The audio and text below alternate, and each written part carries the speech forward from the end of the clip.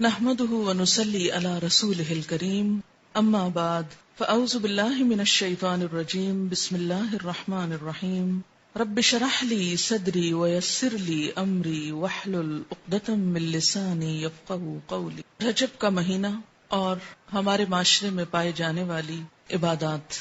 رجب کے مہینے میں عموماً 3 کام کیے جاتے ہیں۔ ایک تو 27ویں کی رات کو جاگا جاتا ہے، پھر اگلے دن روزہ رکھا جاتا ہے، رات کو جاگ کر عبادت کی جاتی ہے، اور اس کی وجہ یہ بتائی جاتی ہے کہ اس رات حضور اکرم صلی اللہ علیہ وسلم معراج پر تشریف لے گئے، اور روزہ اسی مناسبت سے ایک فضیلت کا کام سمجھ کر رکھا جاتا ہے۔ تیسری چیز جو اس مہینے میں عام ہے وہ کونڈے کرنا ہے، جن کو امام جعفر رحمت اللہ علیہ کے نام سے منسوب کیا جاتا ہے۔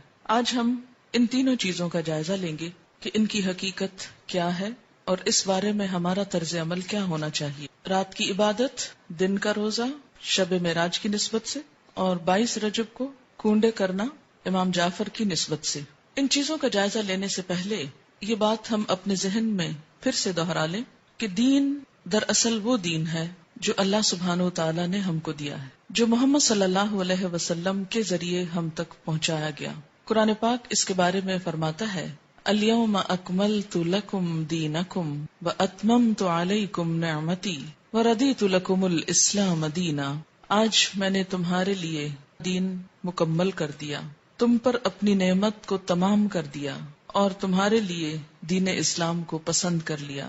اس سے یہ بات پتہ چلتی ہے کہ دین نبی اکرم صلی اللہ علیہ وسلم کے زمانے میں ہی مکمل ہو گیا تھا۔ عبادت کے نام پر کیا کرنا چاہیے اور کیا نہیں کرنا چاہیے، اس کا سورس یا تو اللہ کی کتاب ہے یا پھر حضور اکرم صلی اللہ علیہ وسلم کی سنت ہے، کیونکہ جب ایک مسلمان ہوتا ہے تو جو کلمہ وہ پڑھتا ہے وہ لا الہ الا اللہ اور محمد الرسول اللہ ہے۔ دین کے نام پر جو کام بھی ہم کریں گے اس کی اتھارٹی انہی 2 ہستیوں کی طرف سے ملنی چاہیے۔ ان کے بعد کسی انسان کو یہ حق حاصل نہیں، خواہ وہ کتنا بھی بڑا عالم کیوں نہ ہو، کتنا بھی ذہین کیوں نہ ہو، کتنا بھی سمجھدار کیوں نہ ہو، کہ وہ دین کے نام پر کوئی اور چیز انٹروڈیوس کرائے، کسی اور چیز کو رواج دے۔ اگر یہ حق دے دیا جائے تو دین میں طرح طرح کی نئی باتیں شامل ہو جائیں جو اصل دین کی جگہ لے لیں گی، اور دین کے نام پر بہت سا انتشار، اختلاف اور باہم عداوت جنم لے گی۔ یہ 3 عبادات، رات کا جاگنا، دن کا روزہ، اور اس کے بعد 22 رجب کو امام جعفر صادق کے نام پر کچھ پکانا اور دینا، یہ تمام چیزیں حضور صلی اللہ علیہ وسلم کے دور میں موجود نہیں تھیں۔ 27 رجب کی رات، جسے عموماً شب معراج کہا جاتا ہے، اس میں آپ صلی اللہ علیہ وسلم کو اگر معراج نصیب ہوئی، اگر کا لفظ میں اس لیے بول رہی ہوں کہ اس تاریخ میں بھی اختلاف ہے، سال میں بھی اختلاف ہے، اس کا ذکر میں بعد میں کروں گی۔ اگر آپ کو معراج نصیب ہوئی بھی اس رات میں، تو آپ صلی اللہ علیہ وسلم نے اسی رات جو مخصوص عبادت کی، اس کے بعد کبھی بھی ہر سال 27 رجب کو کوئی خاص عبادت نہیں کی، نہ ہی صحابہ کرام نے کبھی 27 رجب کی رات کو کوئی شب بیداری کی یا اس کی کوئی فضیلت بتائی۔ اسی طرح جہاں تک روزے کا تعلق ہے تو روزہ بھی سنت سے ثابت نہیں ہے، عزت افزائی کی جاتی۔ تو اس سے کیا پتہ چلتا ہے کہ اس رات میں شب بیداری اور اس دن میں روزے کی کوئی حقیقت نہیں۔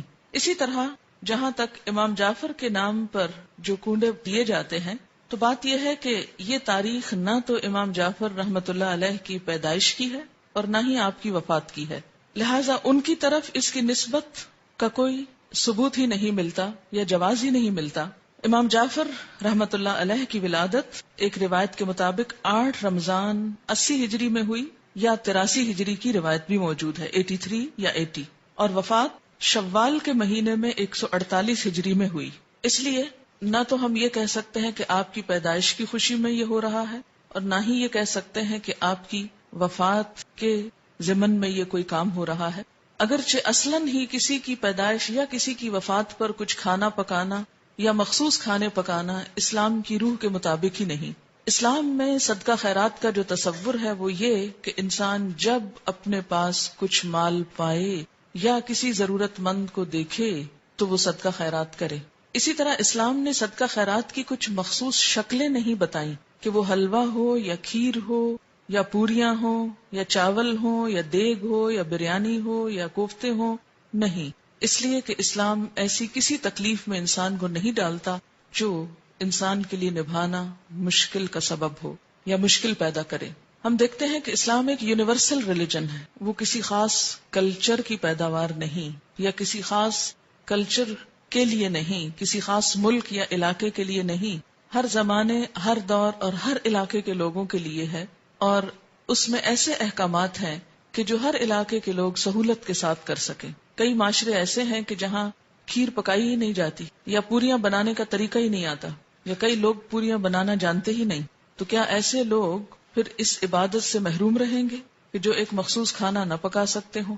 اس لیے جتنی بھی من گھڑت چیزیں دین میں داخل کی گئیں، ان سب کے پیچھے اسی قسم کی باتیں آپ کو ملیں گی۔ کنڈوں کی رسم کے بارے میں ایک روایت کے مطابق اس کی ابتدا 1906 میں امیر مینائی کے خاندان سے ہوئی اور امام جعفر کے نام پر شروع ہوئی، اور یہ امیر مینائی کا خاندان جیسا کہ آپ جانتے ہیں کہ لکھنؤ سے یا ہندوستان سے تعلق رکھتا ہے، تو اس رسم کی تو ابتدا بھی عرب سے نہیں ہوئی یا جہاں اسلام کا اوریجن ہے وہاں سے نہیں آئی، تو اس کو اسلام یا دین کا حصہ یا نیکی یا عبادت آپ کیسے قرار دے سکتے ہیں؟ اگر آپ کو کسی کو بھی روح کو ثواب پہنچانا ہے، ان کے لیے صدقہ خیرات کرنا ہے، تو کوئی دن مقرر کرنے کی ضرورت نہیں، جب آپ کا دل چاہے اور جہاں آپ کا دل چاہے، جہاں آپ ضرورت سمجھیں وہاں آپ کر لیں، اور صرف چند مخصوص اشخاص کے لیے ہی نہیں، اس سے زیادہ کے لیے بھی آپ کر سکتے ہیں۔ پھر اسی طرح شب معراج، جس کا تعلق حضور صلی اللہ علیہ وسلم کے آسمان پہ جانے سے ہے، اس کی حقیقت کے بارے میں اور اس کی کچھ تفصیلات کے بارے میں آپ سے بات کروں گی۔ اگر کوئی شخص اس دن کو بہت اہمیت دینا ہی چاہتا ہے تو وہ بھی اپنے عمل پر غور کرے۔ ہم دیکھتے ہیں کہ اس تاریخ کے بارے میں بے شمار اختلافات ہیں، یعنی تاریخ یا مہینہ یا سال کے بارے میں یا اس کے اجزاء کے بارے میں تقریباً 36 اقوال ہیں۔ بعض کے خیال میں یہ ربیع الاول میں ہوئی، بعض نے رمضان کا مہینہ قرار دیا، بعض نے ہجرت سے 1 سال پہلے، بعض نے 1 سال 6 ماہ کہا، بعض نے 1 سال 5 ماہ کہا، کسی نے 1 سال 2 ماہ کہا، کسی نے 3 ماہ کہا، کسی نے 1 سال 4 ماہ کہا، یعنی بے شمار اقوال ہیں اس کے بارے میں۔ ایسا کیوں ہے کہ ایک اتنا بڑا واقعہ ہوا اور اس کی تاریخ بھی صحیح معلوم نہیں؟ تو اس کی بنیادی وجہ کیا ہے؟ اس کی بنیادی وجہ یہ ہے کہ اسلام کے دور اول میں لوگوں کو تاریخوں سے زیادہ دلچسپی نہیں تھی، وہ تاریخیں صرف یاد رکھتے تھے حج کی یا رمضان کی، جس میں مخصوص عبادات کرنا ہوتی تھی۔ اس کے علاوہ کون کس دن فوت ہوا، کس دن پیدا ہوا، یہ چیزیں ان کے نزدیک کچھ بہت اہمیت کی حامل نہیں تھی، یا کون سا واقعہ کس دن ہوا، وہ واقعے کو تو دیکھتے تھے، اس کی روح کو تو دیکھتے، لیکن اس کی تاریخ ان کے نزدیک ایک غیر اہم چیز تھی، کیونکہ ان کے ہاں دن منانے کا رواج ہی نہیں تھا۔ صحابہ کرام کے اندر ہمارے معاشرے کی طرح دن منانا، اینیورسریز اور اسی طرح برسی اور ولادت کے دن، یہ تمام چیزیں اس کلچر کا حصہ نہیں تھی، یعنی اسلامی کلچر کا۔ بیسیکلی اسلام میں جو اہم دن ہیں جیسے عیدیں ہیں یا مہینے ہیں، رمضان اور حج کا مہینہ ہے، یا اسی طرح کچھ اور مہینوں کی فضیلت ہے جیسے محرم کے روزوں کی فضیلت ہے، یا ذوالحج کے ابتدائی عشرے کے روزوں کی فضیلت ہے، یا شعبان کے روزوں کی فضیلت ہے، یا ہر مہینے 3 دن ایام 20 کے روزے کی بات آئی ہے۔ یہ دن تو شریعت نے خود مقرر کر دیے، لیکن اس کے علاوہ باقی چیزیں بعد کے دور میں پیدا ہوئیں، ان کو دین کا حصہ بنا لینا اور ان کے اوپر اس طرح پابندی سے عمل کرنا جیسے نماز کی پابندی کی جاتی ہے، تو یہ دین میں نئی روایات پیدا کرنے کے برابر ہوگا۔ اگر ہم ایک مشہور روایت کے مطابق مان ہی لیں کہ یہ رات معراج کی رات ہے، تو آئیے دیکھتے ہیں کہ معراج کی رات میں آپ صلی اللہ علیہ وسلم کو کیا کچھ دکھایا گیا۔ آپ نے بنیادی طور پر اچھے اور برے کام کرنے والوں کے انجام دیکھے۔ تو احادیث کی کتابوں میں معراج کے بارے میں جو کچھ ملتا ہے اس کی تفصیل آپ کے سامنے رکھوں گی تاکہ اس سے ہم کچھ سبق لیں، کیونکہ وہ ایک سبق آموز واقعہ ہے، اور ان اعمال سے بچیں جن پر سزا آپ صلی اللہ علیہ وسلم نے دیکھی اپنی آنکھوں سے، اور وہ کام کریں جن پر جزا آپ صلی اللہ علیہ وسلم نے اپنی آنکھوں سے دیکھی۔ قرآن پاک میں اللہ سبحانہ وتعالی نے فرمایا، سبحان الذی اسری بعبدہ لیلا من المسجد الحرام الى المسجد الاقصى الذي بارکنا حولہ لنریہ من آیاتنا انہ هو السمیع البصیر۔ سورۃ بنی اسرائیل۔ پاک ہے وہ خدا جو اپنے بندے کو رات ہی رات مسجد حرام سے مسجد اقصی تک لے گیا، جس کے آس پاس ہم نے برکت رکھی ہے تاکہ ہم اسے اپنی قدرت کے بعض نمونے دکھائیں۔ یقیناً اللہ تعالیٰ ہی خوب سننے والا اور دیکھنے والا ہے۔ ان آیات میں جس واقعے کی طرف اشارہ ہے وہ واقعہ اسراء کے نام سے مشہور ہے۔ اسراء کا لفظی معنی ہے رات کو سفر کرنا، رات کو چلنا۔ اس میں بنیادی طور پر مسجد حرام سے مسجد اقصی تک جانے کی بات ہے۔ احادیث کی کتابوں سے پھر مسجد اقصی سے آگے آسمانوں تک جانے کی بات ہے۔ اس سفر کا مقصد کیا تھا؟ قرآن پاک میں آیا ہے لِنُرِيَهُ مِنْ آیاتنا، تاکہ ہم آپ صلی اللہ علیہ وسلم کو اپنی نشانیاں دکھائیں، اپنی آیات دکھائیں۔ تو پھر اگر ہم مانیں کہ معراج رجب میں تھی اور اس رات میں تھی، تو اصل چیز تو پھر وہ واقعہ ہے جو پیش آیا، اور پھر واقعے میں بھی صرف واقعہ نہیں، اس کا مقصد کہ کیوں یہ واقعہ پیش آیا، اور وہ واقعے کا مقصد کیا ہے؟ لِنُرِيَهُ مِنْ آیاتنا، تاکہ ہم آپ صلی اللہ علیہ وسلم کو اپنی نشانیاں دکھائیں۔ آپ نے دیکھی، ہم کو بتائیں، ہم کو بھی دیکھنی چاہیے کہ آپ نے کیا دیکھا، ہم کو معلوم ہونا چاہیے۔ اسی طرح سورۃ النجم میں اس واقعے کی طرف کچھ اشارہ ملتا ہے وَالنَّجْمِ إِذَا هَوَى مَا ضَلَّ صَاحِبُكُمْ وَمَا غَوَى وَمَا يَنطِقُ عَنِ الْهَوَى إِنْ هُوَ إِلَّا وَحْيٌ يُوحَى عَلَّمَهُ شَدِيدُ الْقُوَى ذُو مِرَّةٍ فَاسْتَوَى وَهُوَ بِالْأُفُقِ الْأَعْلَى ثُمَّ دَنَا فَتَدَلَّى فَكَانَ قَابَ قَوْسَيْنِ أَوْ أَدْنَى فَأَوْحَى إِلَى عَبْدِهِ مَا أَوْحَى مَا كَذَبَ الْفُؤَادُ مَا رَأَى أَفَتُمَارُونَهُ عَلَى مَا يَرَى وَلَقَدْ رَآهُ نَزْلَةً أُخْرَى عِندَ سِدْرَةِ الْمُنْتَهَى عِندَهَا جَنَّةُ الْمَأْوَى إِذْ يَغْشَى السِّدْرَةَ مَا يَغْشَى مَا زَاغَ الْبَصَرُ وَمَا طَغَى لَقَدْ رَآى مِنْ آيَاتِ رَبِّهِ الْكُبْرَى۔ ان آیات میں آپ صلی اللہ علیہ وسلم کے آسمانوں کی طرف جانے کا اور وہاں پر سدرۃ المنتہا اور اس کے آس پاس کی چیزوں کو دیکھنے کا اشارہ ملتا ہے۔ اور اس کے بھی آخر میں جو بات فرمائی گئی وہ کیا ہے؟ لَقَدْ رَآ مِنْ آیَاتِ رَبِّهِ الْكُبْرَى۔ آپ صلی اللہ علیہ وسلم نے دیکھی کیا؟ اپنے رب کی بڑی بڑی نشانیاں۔ اور آپ کو معراج کیوں کروائی گئی تھی؟ آسمانوں پہ کیوں لے جایا گیا؟ یہ سب منظر کیوں دکھایا گیا؟ تاکہ آپ عین الیقین کچھ حقائق کو ملاحظہ فرمائیں اور پھر واپس آ کر لوگوں کو بتائیں اور لوگ ان سے فائدہ اٹھائیں۔ اس کا ترجمہ ہے قسم ہے ستارے کی جب وہ جھکے کہ تمہارے ساتھی نے نہ راہ گم کی ہے اور نہ ٹیڑھی راہ پر ہے اور نہ اپنی نفسانی خواہش سے کوئی بات کہتے ہیں۔ یعنی یہ پہلے ہی وضاحت کر دی گئی کہ آپ اپنی کوئی من گھڑت دل کی باتیں نہیں کرتے۔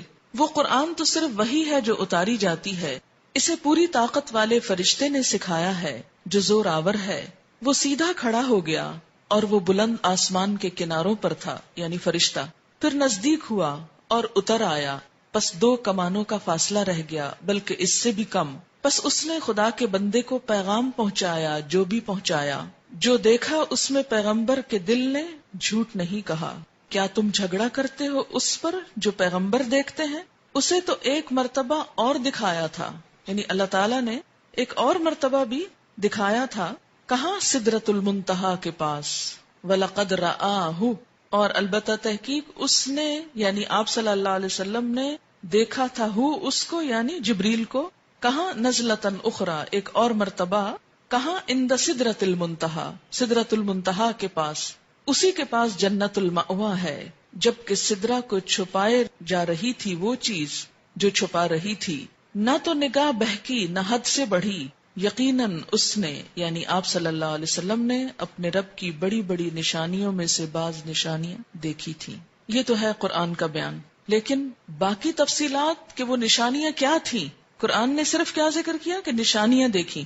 وہ نشانیاں کیا تھیں وہ احادیث کی کتابوں میں ہیں۔ اب ان کے بارے میں تھوڑی سی روایات میں آپ کے سامنے پڑھوں گی، اور اس کی روشنی میں ہمیں معراج اور رجب کو دیکھنا چاہیے اور اپنے اعمال کی طرف نظر کرنی چاہیے۔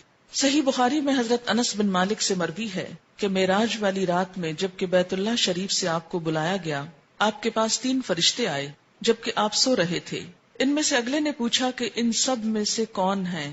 درمیان والے نے جواب دیا کہ یہ سب سے اچھے ہیں۔ تو سب سے آخر والے نے کہا بس پھر ان کو لے چلو، یعنی آپ اور لوگوں کے قریب سوئے ہوئے تھے، اسی لیے فرمایا کون ہے، پہچان کے پھر آپ کو لے چلے۔ اس رات میں صرف اتنا ہی ہوا، آپ نے انہیں دیکھا نہیں۔ دوسری رات پھر یہ تینوں آئے، اس وقت بھی آپ سو رہے تھے، لیکن آپ کا سونا اس طرح کا تھا کہ آنکھیں سو رہی تھیں اور دل جاگ رہا تھا۔ تمام انبیاء کی نیند ایسی ہی ہوتی ہے۔ اس رات انہوں نے آپ سے کوئی بات نہیں کی اور آپ کو اٹھا کر زمزم کے پاس لٹایا، سینہ گردن تک خود جبریل علیہ السلام نے اپنے ہاتھ سے چاک کیا۔ یہ شق صدر کا واقعہ دوسری مرتبہ ہوا، ایک مرتبہ بچپن میں بھی۔ اور سینہ اور پیٹ کی تمام چیزیں نکال کر انہیں اپنے ہاتھ سے زمزم کے پانی سے دھویا۔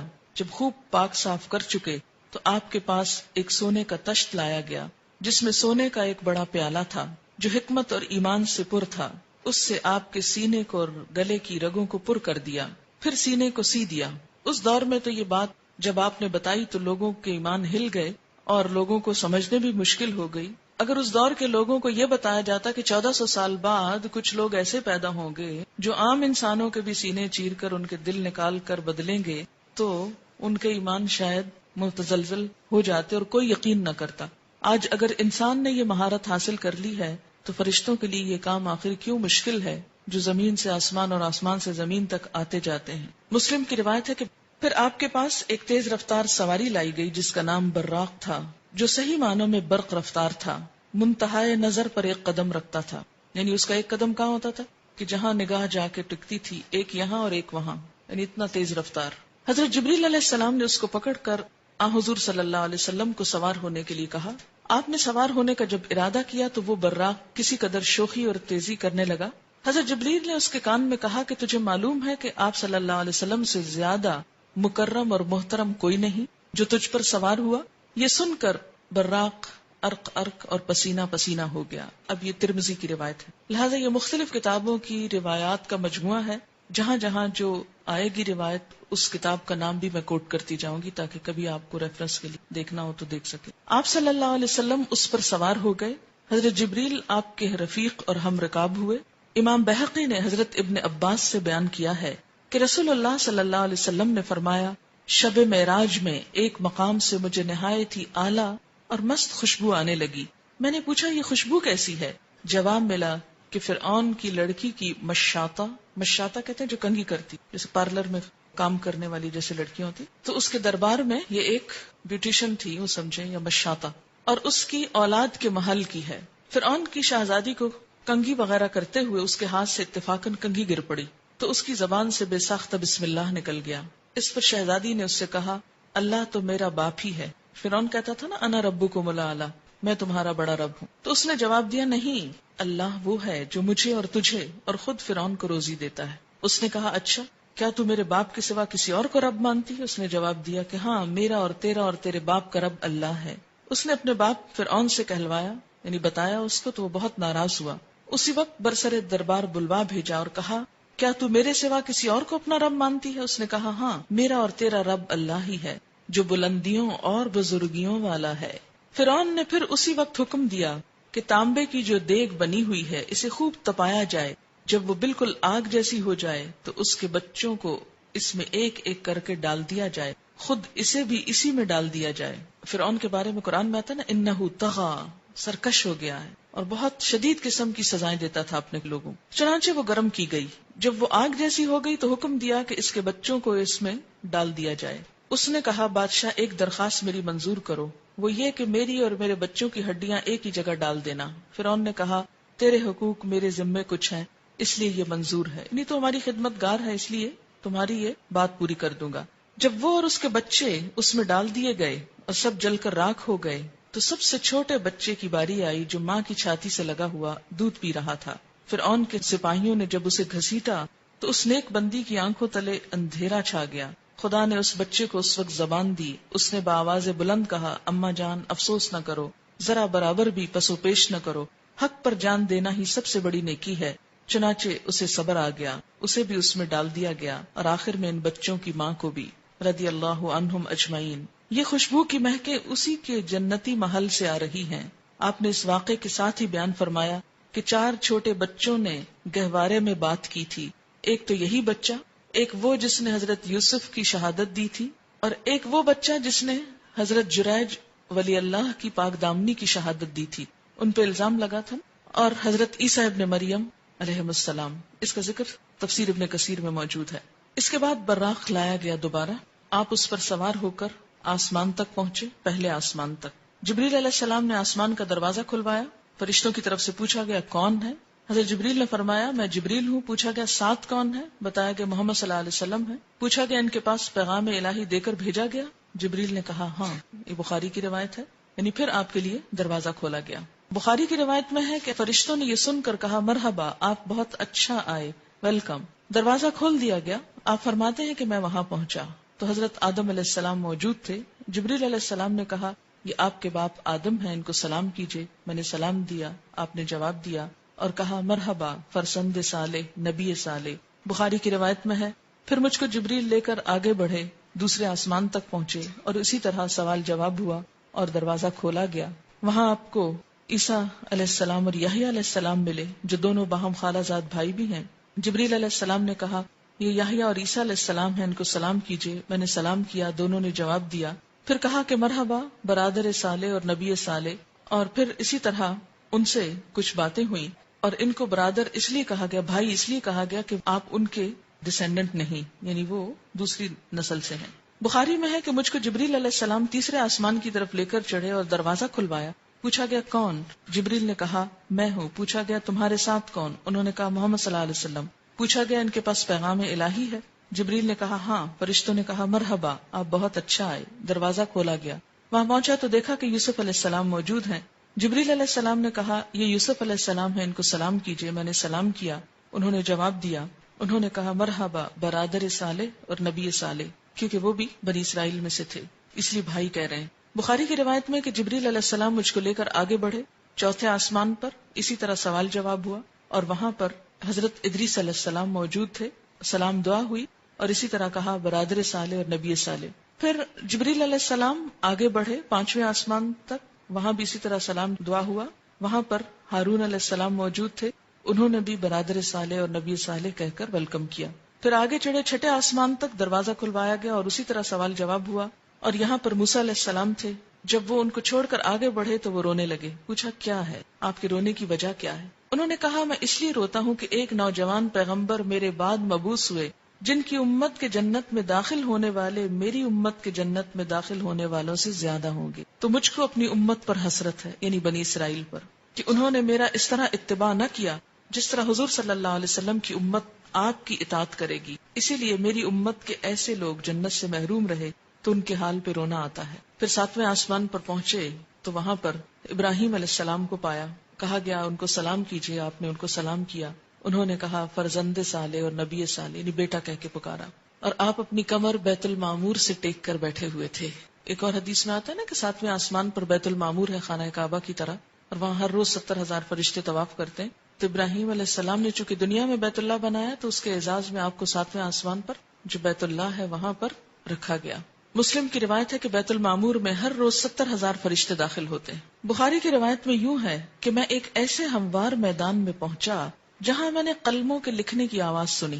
اللہ تعالیٰ نے مجھ پر اور میری امت پر 50 وقت کی نمازیں فرض کی۔ مسند احمد کی روایت میں ہے کہ سورۃ بقرہ کی آخری آیتیں کون سی بلا؟ آمن الرسول، وہ مجھ کو عنایت ہوئی، اور یہ بات کہ جو شخص آپ کی امت میں سے اللہ تعالیٰ کے ساتھ کسی کو شریک نہ کرے اس کے گناہ معاف ہو جائیں گے۔ مسلم میں ہے کہ آپ سے یہ وعدہ بھی کیا گیا تھا کہ جو شخص کسی نیکی کا ارادہ کرے اور کسی وجہ سے نہ کر سکے تب بھی اس کو ایک نیکی کا ثواب ملے گا، اور جب گناہ کا ارادہ کرے اور اس گناہ کو نہ کرے تو گناہ نہیں لکھا جائے گا، اگر کیا تو ایک ہی گناہ لکھا جائے گا۔ بعض روایات سے یہ پتہ چلتا ہے کہ آپ نے اللہ تعالیٰ کو بھی دیکھا، لیکن جو زیادہ ترجیح والی روایات ہیں وہ کیا ہیں کہ آپ صلی اللہ علیہ وسلم نے صرف کلام فرمایا۔ آپ نے جنت اور دوزخ کو دیکھا، جہنم میں زیادہ تر ناشکر گزار عورتیں نظر آئیں، جنت میں زیادہ تر غرباء اور مساکین دکھائی دیے۔ بہرحال آپ نے بہت سے عجائبات، اللہ کی نشانیوں کو دیکھا اور واپس ہوئے۔ واپس آتے ہوئے موسیٰ علیہ السلام سے ملاقات ہوئی تو انہوں نے دریافت کیا کہ آپ کو کیا حکم ملا؟ میں نے کہا ایک دن رات میں مجھ پر اور میری امت پر 50 نمازیں فرض کی گئی۔ حضرت موسیٰ نے فرمایا آپ کی امت ایک دن رات میں 50 نمازیں نہ پڑھ سکے گی، میں بنی اسرائیل سے خوب تجربہ کر چکا ہوں، آپ اپنے رب کے پاس واپس جائیے، کمی کی درخواست کیجیے۔ موسیٰ علیہ السلام کے فرمانے پر میں اللہ تعالیٰ کے پاس واپس گیا اور کمی کی درخواست کی. اللہ تعالیٰ نے میری درخواست کو قبول کیا، نمازوں میں تخفیف فرمائی. میں واپس آیا تو موسیٰ علیہ السلام نے پوچھا کتنی کم ہوئی؟ میں نے کہا 10. انہوں نے کہا ابھی بھی بہت ہے، واپس جائیے. پھر اللہ تعالیٰ نے 10 اور کم کر دی. پھر میں واپس آیا، پوچھا اب کتنی ہے؟ تو ان کے دریافت کرنے پر میں نے کہا کہ اتنی نمازوں کی کمی ہو گئی. موسیٰ علیہ السلام نے کہا پھر جاؤ اور کمی کراؤ. پھر معافی کی اپیل کی گئی اور اس طرح پھر 10 اور ایک دفعہ میں 5 اور باقی 5 رہ گئی. موسیٰ علیہ السلام نے کہا ابھی بھی کمی کراؤ کہ لوگ 5 بھی نہیں پڑھیں گے. میں نے کہا مجھے اب شرم آتی، جتنا اللہ تعالیٰ نے فرض کیا میں اس پہ راضی ہوں. آپ فرماتے ہیں کہ جب میں وہاں سے واپس آیا تو ایک پکارنے والے نے پکار کر کہا میں نے اپنا فرض پورا کر دیا، بندوں سے تخفیف کر دی، 5 نمازیں 50 کے برابر ہیں. پھر میں جہاں سے گیا تھا وہیں واپس آ گیا. اور جس وقت واپس آ کر آپ نے لوگوں کو خبر دی تو بہت سے ایمان والوں کے ایمان متزلزل ہو کہ یہ کیسے ممکن ہے. اور ہو سکتا ہے کہ اب بھی یہ باتیں سن کر بہت سے لوگوں کے دل ہل گئے ہوں کہ یہ بھلا کیسے ہو سکتا ہے کہ آپ نے یہ سب کچھ دیکھ لیا.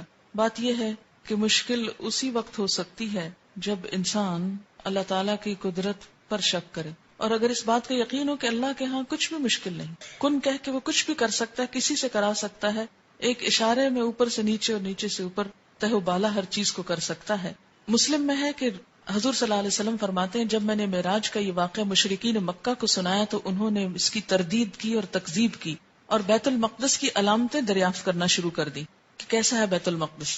تو اللہ تعالیٰ نے بیت المقدس کو میرے سامنے ظاہر فرمایا اور جو جو باتیں اور نشانیاں مشرکین دریافت کرتے میں دیکھ دیکھ کر بتاتا جاتا.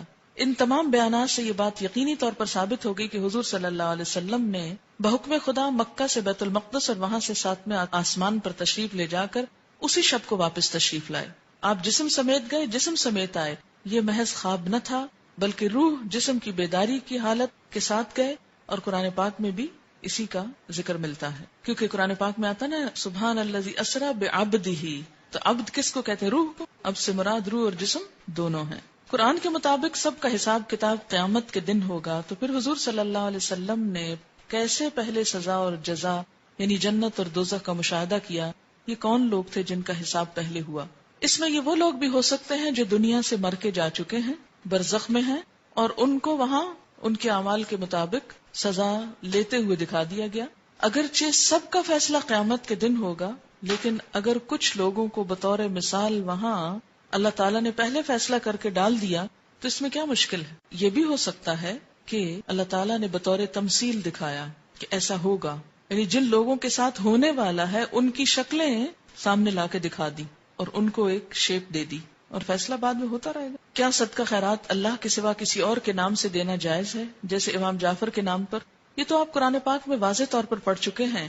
سورۃ البقرہ آیت 173 میں دیکھیے انما حرم علیکم المیتۃ والدم ولحم الخنزیر وما اہل به لغیر اللہ فمن اضطر غیر باغ ولا عاد فلا اثم علیہ ان اللہ غفور رحیم. بے شک اس نے حرام کیا تم پر مردار اور خون اور خنزیر کا گوشت اور جو پکارا گیا اس پر اللہ کے سوا کسی اور کے لیے، لغیر اللہ واسطے غیر اللہ کے، یعنی اللہ کے سوا کسی بھی نبی، رسول، ولی، کسی بزرگ، کسی نیک انسان کے نام پر کچھ دینا یعنی اس کی خوشی کے لیے یہ درست نہیں. ہاں کسی کی طرف سے صدقہ کرنا اس کی اجازت ہوتی، مثلا کسی کو ثواب پہنچانے کے لیے اگر کوئی شخص کچھ دیتا ہے تو وہ اور بات ہے.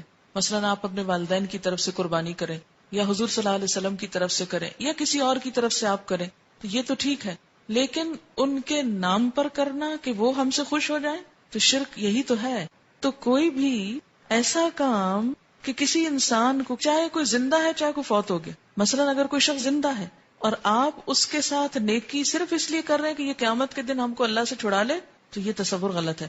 ہاں اس لیے کر رہے ہیں کہ وہ دنیا میں آپ کو نیکی کی طرف لے جائے، وہ اور بات ہے. کیا رجب کے پورے ماہ کے اندر روزہ رکھنا منع ہے یا 27 رجب کا؟ یہ نہیں کہ پورے ماہ میں روزہ نہیں رکھ سکتے، نفلی روزہ عادتاً جو آپ رکھتے ہیں مثلا 13، 14، 15 کا وہ رکھیے. اگر آپ کو عادت ہے سوموار یا جمعرات کے روزے کی رکھیے، لیکن مخصوص اس تاریخ کو ہی روزہ رکھنا یہ نہیں ہونا چاہیے.